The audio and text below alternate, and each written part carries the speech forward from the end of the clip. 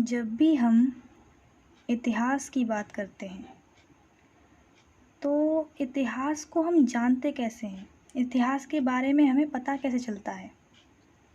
इसी के लिए होते हैं स्रोत। ठीक है, तो आज इस वीडियो में हम इतिहास को जानने के स्रोतों के बारे में चर्चा करेंगे। स्रोत यानी कि सोर्स। ये स्रोत क्या होता है? स्रोत वे सामग्रियाँ जिनका प्रयोग इतिहासकार इतिहास के अध्ययन के लिए करते हैं, यानी ऐसी सामग्रियाँ जिनका अध्ययन करके इतिहासकार इतिहास का निर्माण करते हैं, उसे स्रोत कहते हैं। जैसे पांडुलिपियाँ, अभिलेख, सिक्के, ग्रंथ आदि। सोर्स कितने प्रकार के होते हैं? तो ये सोर्स 2 प्रकार के होते हैं। ये प्रकार हैं इसके पुरातात्विक स्रोत और साहित्यिक स्रोत। पुरातात्विक स्रोत क्या होते हैं? अतीत के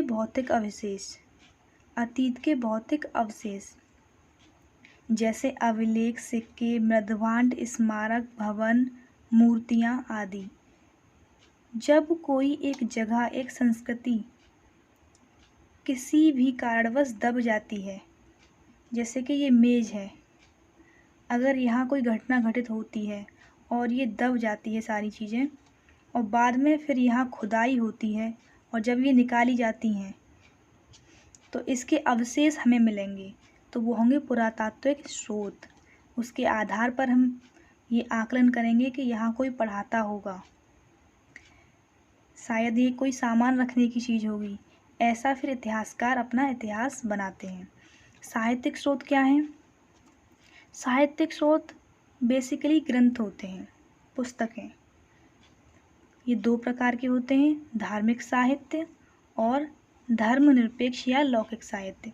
धार्मिक साहित्य जैसा कि नाम से ही पता चल रहा है, धार्मिक साहित्य जो धर्म से संबंधित होंगे, और धर्मनिरपेक्ष जिनका धर्म से संबंध नहीं होगा, जो जन कल्याण के लिए लिखे गए होंगे या फिर जन सामान्य ने लिख दिए होंगे, वो कहलाते हैं धर्मनिरपेक्ष या लौकिक साहित्य। पुरातात्विक साहित्य हमने देख लिया, अभिलेख, सिक्के, मृद्भांड, स्मारक और भवन, मूर्तियाँ, ये सारी चीज़ें पुरातात्विक स्रोतों में आती हैं। धार्मिक साहित्य में क्या आता है? धार्मिक साहित्य में ये 3 प्रकार के होते हैं। ये इसके प्रकार हैं, 3 प्रकार के होते हैं। ब्राह्मण साहित्य, जैन साहित्य और बौद्ध साहित्य। और धर्मनिरपेक्ष साहित्य जो होते हैं, वो जब से इतिहास लिखना आरंभ हुआ है तब से जितने भी ग्रंथ मिले हैं हमें, जिनमें धर्म का उल्लेख नहीं है, वो सभी लौकिक साहित्य हैं, जो किसी महत्व के हैं, वो है लौकिक साहित्य। तो ऐसे बहुत सारे ग्रंथ हैं, जैसे अर्थशास्त्र, महाभाष्य, अष्टाध्यायी, ऐसे बहुत सारे ग्रंथ हैं जो लौकिक साहित्य हैं। अब हम बात करते हैं कि इन स्रोतों से, जो पुरातात्विक स्रोत हैं, इनसे हमें क्या पता चलता है। तो हमें किसी भी पुरातात्विक स्रोत से जहाँ से वो प्राप्त हुए वहाँ की आर्थिक स्थिति, सामाजिक स्थिति, राजनीतिक स्थिति आदि का पता चलता है। जैसे सिक्के, अगर हमें कहीं से सिक्के मिले हैं तो इन सिक्कों से हम क्या बता सकते हैं?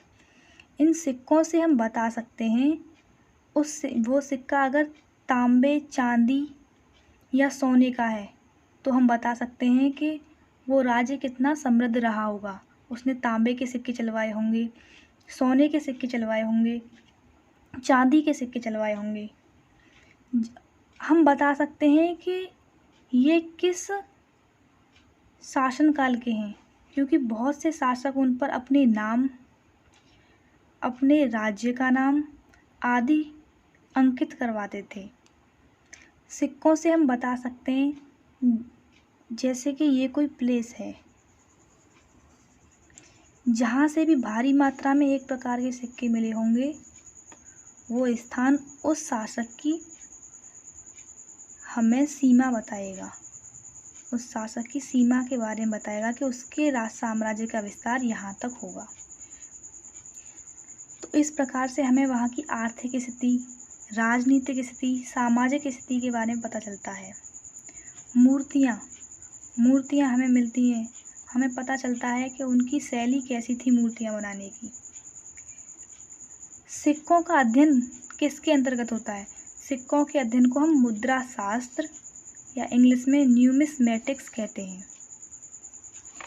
साहित्यिक स्रोतों से हमें क्या जानकारियाँ मिलती हैं? तो साहित्यिक स्रोत से हमें पता चलता है वहाँ की धार्मिक स्थिति, सामाजिक स्थिति और राजवंशों की जानकारी।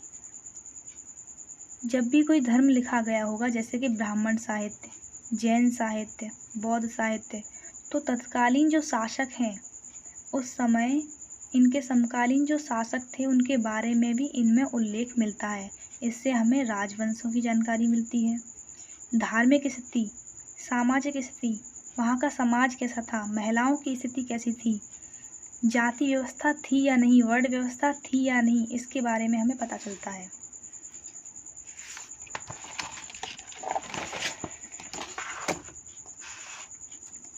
आगे ये है अभिलेख। अभिलेख क्या होते हैं? ये कुछ शब्दावलियाँ हैं जिन्हें हमें जानना बहुत ज़रूरी है। अभिलेख क्या होते हैं? अभिलेख किसी कठोर सतह पर खुदा हुआ लेख, किसी कठोर सतह पर खुदा हुआ लेख अभिलेख होता है।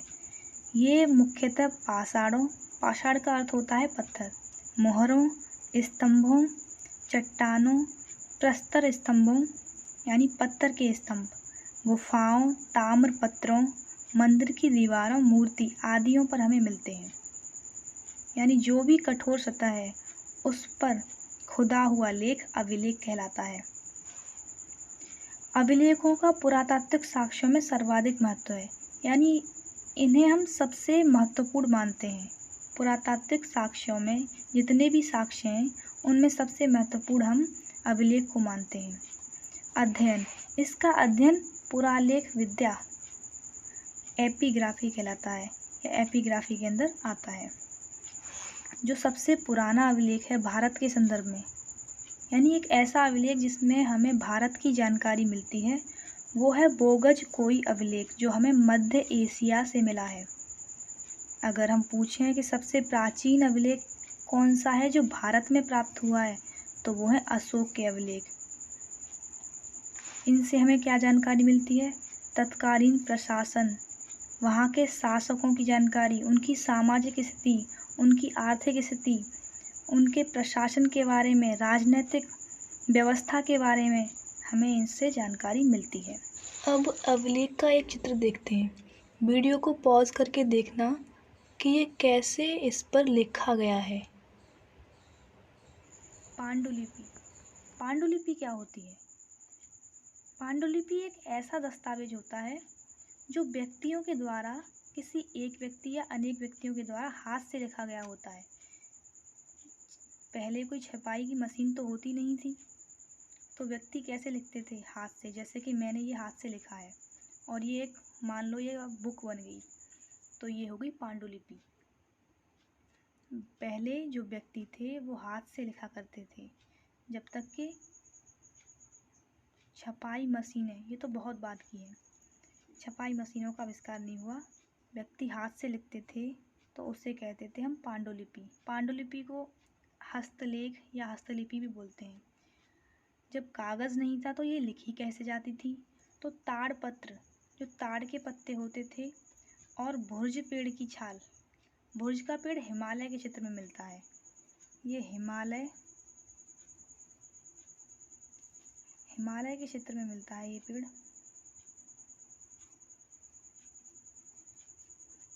हिमालय के क्षेत्र में मिलने वाला एक पेड़ होता है भुर्ज पेड़, उसकी छाल।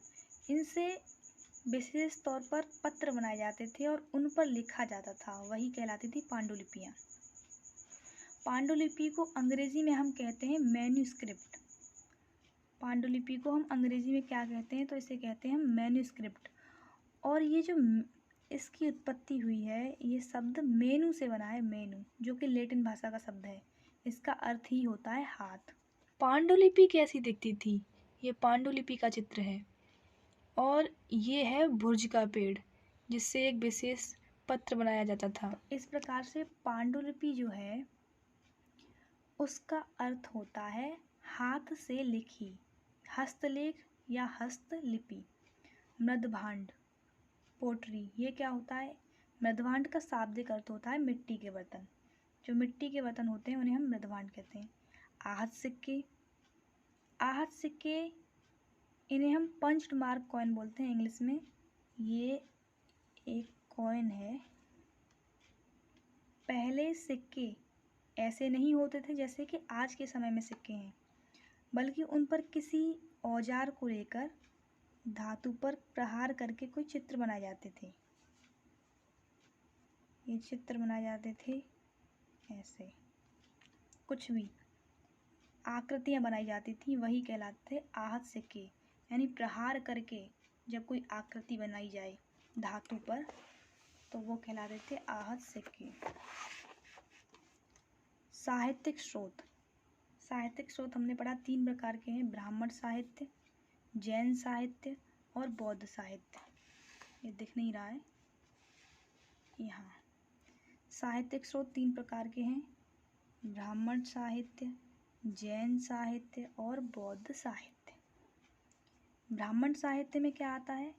ब्राह्मण साहित्य में आते हैं वेद, उपवेद, वेदांग, पुराण, ये सब आते हैं ब्राह्मण साहित्य में। ब्राह्मण साहित्य के सबसे प्राचीन ग्रंथ हैं वेद। जैन साहित्य, जैन साहित्य से पहले बौद्ध साहित्य आएगा। बौद्ध साहित्य में क्या है? बौद्ध साहित्य के ग्रंथ हैं त्रिपिटक। त्रिपिटक यानी इनका शाब्दिक अर्थ होता है 3 पिटारी। तो ये विनय पिटक, सुत्त पिटक और अभिधम्म पिटक तीनों कहलाते हैं त्रिपिटक। जैन साहित्य जिन्हें हम आगम कहते हैं, इनमें कल्प सूत्र, भगवती सूत्र, ये सब जैन ग्रंथ कहलाएंगे, जैन साहित्य। वेद, जैसा कि सबको पता है 4 वेद होते हैं, ऋग्वेद, यजुर्वेद, सामवेद, अथर्ववेद। अब इन स्रोतों से हमें जानकारी क्या मिलती है? साहित्यिक स्रोतों से इनसे हमें जानकारी मिलती है आर्यों के विषय में, जो हमें वेद बताएंगे। भगवान बुद्ध और महावीर स्वामी के जन्म की कथाएं, उनके जीवन के बारे में जानकारी हमें मिलेगी बौद्ध साहित्य और जैन साहित्य से। इसी के साथ जब बौद्ध साहित्य लिखे गए होंगे तो उस समय उनके समकालीन जो शासक होंगे उनके विषय में भी इनमें जानकारी मिलती है। जब जैन साहित्य लिखे गए तो उस समय इनके समकालीन जो शासक थे उनके विषय में हमें जानकारी मिलती है। तो हमें पता चलता है कि वहाँ की राजनैतिक, सामाजिक, आर्थिक स्थिति कैसी थी। ये यहाँ पर इतिहास के स्रोत के बारे में मैंने बताया है कि इनसे हमें क्या क्या पता चलता है। ये वेद, ब्राह्मण साहित्य, इनके बारे में हम आगे जब वैदिक काल आएगा तो ब्राह्मण साहित्य के बारे में बहुत अच्छे से पढ़ेंगे। जब बौद्ध काल आएगा तो बौद्ध साहित्य के बारे में पढ़ेंगे। जैन काल आएगा तो हम जैन साहित्य के बारे में पढ़ेंगे और अच्छे से। ये अभी इतिहास को जानने के जो स्रोत हैं उनसे हमें जानकारी कैसे मिलती है इस विषय में है। लौकिक साहित्य जो जन सामान्य द्वारा लिखे गए थे, जन सामान्य के लिए लिखे गए थे, वो है लौकिक साहित्य। जैसे कि अर्थशास्त्र, अर्थशास्त्र कौटिल्य ने लिखा था और इसमें हमें मौर्य काल के प्रशासन की जानकारी मिलती है। इसका नाम है अर्थशास्त्र, लेकिन इसका विषय है राजनीति शास्त्र। इसका विषय है राजनीति शास्त्र। राजनीति विद्या पर आधारित है, इसकी विषय वस्तु है राजनीति शास्त्र। महाभाष्य लिखा है पतंजलि ने। मालविकाग्निमित्रम लिखा है कालिदास ने। ये कालिदास के द्वारा रचा गया एक नाटक था। मालविकाग्निमित्रम कालिदास का नाटक था, जो कालिदास का फर्स्ट यानी पहली रचना थी। कालिदास की पहली रचना थी और इसमें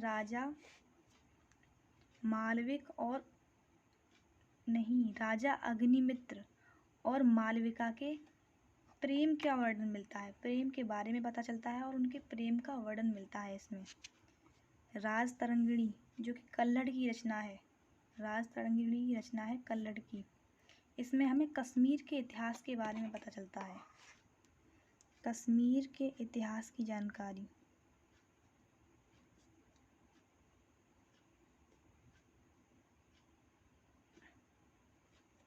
कश्मीर के इतिहास की जानकारी मिलती है। पृथ्वीराज रासो, राजा पृथ्वीराज, उनके दरबारी कवि थे चंद्रवरदाई, उन्होंने लिखा था पृथ्वीराज रासो। पृथ्वीराज रासो से हमें पता चलता है कि उस समय पृथ्वीराज के समय क्या स्थिति थी उनके प्रशासन की, इसके बारे में हमें पता चलता है। तो ये हमारा था आज का विषय जिस पे हमने पढ़ा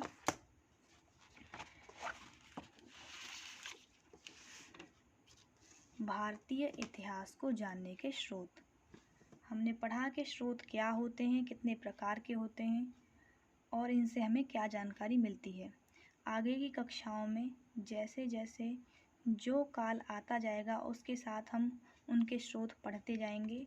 तो ये एक ओवरव्यू है और जब हम किसी काल के बारे में पढ़ेंगे तो उसके साहित्य के बारे में और अच्छे से पढ़ेंगे। आशा है कि ये वीडियो आप सभी के लिए लाभदायक सिद्ध होगी। धन्यवाद।